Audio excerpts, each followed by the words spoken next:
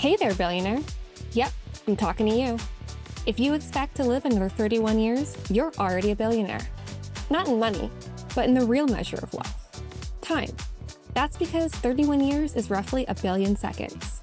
But most of us waste time in ways we'd never waste money. The currency of time billionaires is micro-moments. Those 90-second to 15-minute gaps hidden between the structured parts of our day.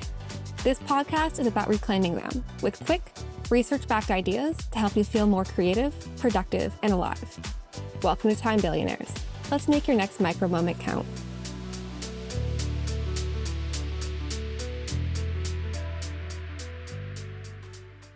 Hey there, billionaire. Thanks for joining me on today's episode. I'm your host, Rebecca Shaddix. When I first started working remotely, I noticed something I'd probably always done, but seem to be doing a lot more now. Every time I had a break between meetings, I'd instinctively check my email or reach for my phone. It felt harmless, just filling a little downtime.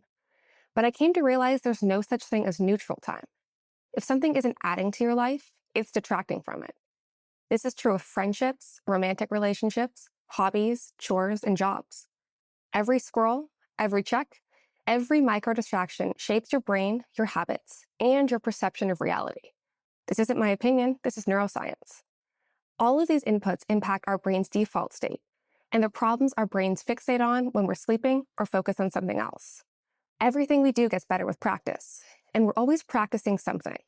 For a long time, I was spending about 4 hours a day practicing doom scrolling and frenetically checking emails.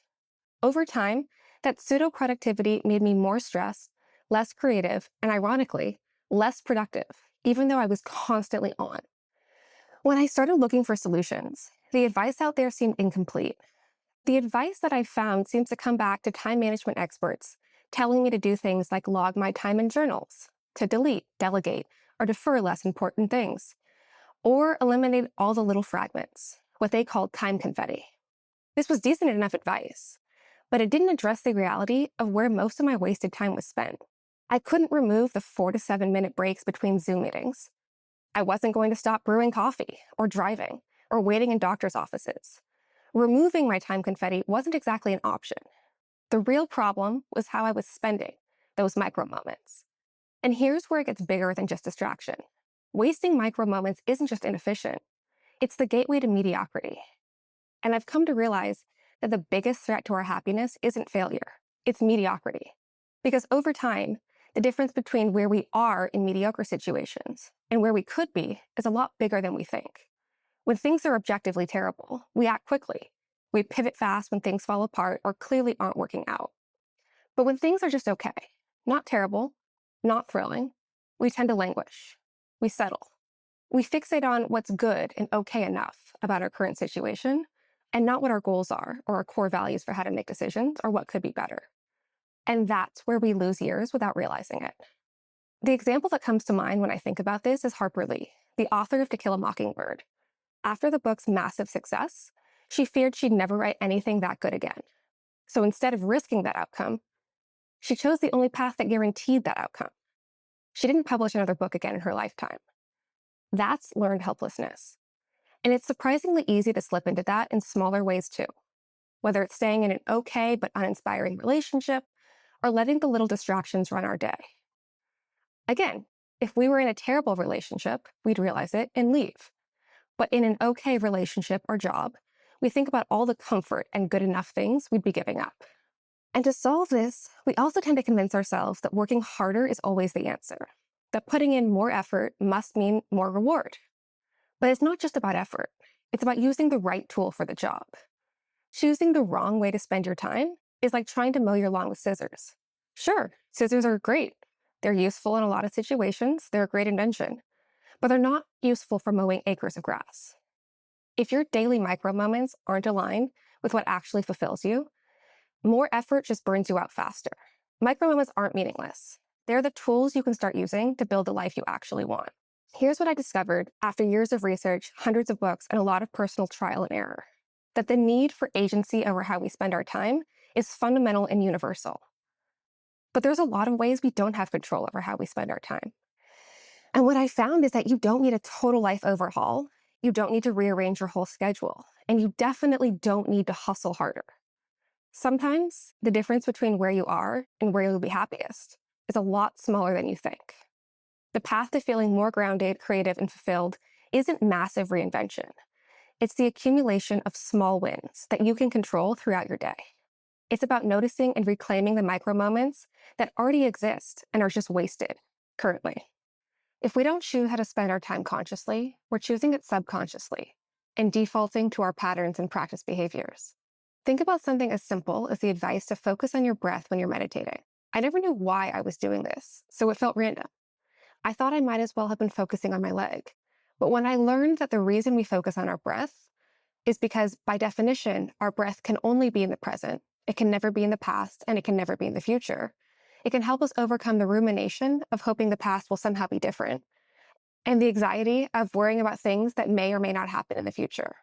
When I found myself obsessively scrolling, it was because I was convinced that this was how I'd stay informed or connected, or spark new ideas, or just satisfy my general curiosity about what was going on in the world.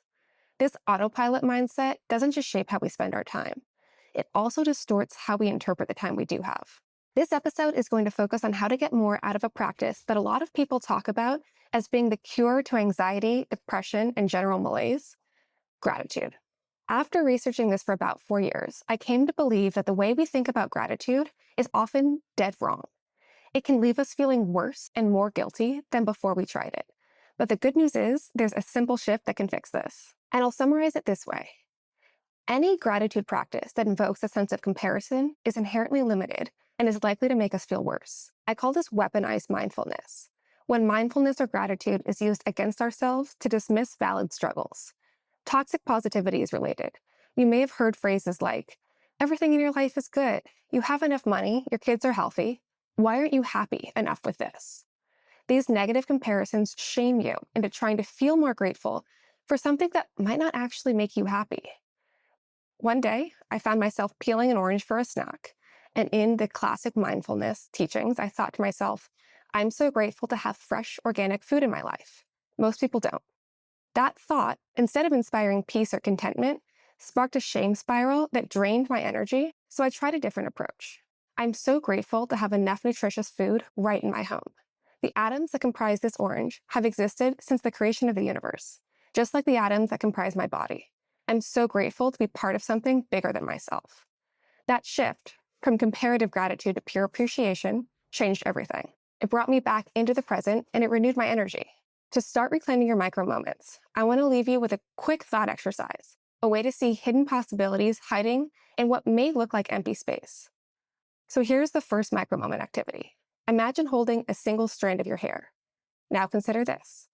The width of that hair is around 1 million atoms across. And those atoms? They're 99.9% empty space. And remember this, matter can't be created or destroyed. So the atoms that comprise your hair or femur or neocortex have existed since the dawn of time and will always exist. They could have comprised a dinosaur skull or a meteorite, and in the future, may be part of a black hole. The atoms have no idea what they were before or what they will be in the future. And as far as we're aware, the human brain is the only organic thing in the universe that understands that the universe even exists. If you removed all of the empty space from the atoms that make up every human being on the planet, the entire population could fit inside a single apple. Sit with that for a moment. And now apply this idea to your life. What empty space exists in your daily routine? Gaps of time or overlooked moments that you usually dismiss as unimportant. How much possibility is hiding in those seemingly small, empty moments? Take 30 seconds to list one empty space in your day where you could claim a micro moment for something meaningful. It could be a 2-minute plank after dropping your kids off at school, 3 words of gratitude before getting out of bed, or sending a handwritten note to a friend while you're waiting for coffee to brew. These micro moments are an opportunity for reflection, connection, and creativity. Everything, your time, your body, the universe itself, is mostly empty space. The question is, how will you fill it? Thanks for being here, and thanks for spending this micro moment with me. Let's make the next one count too.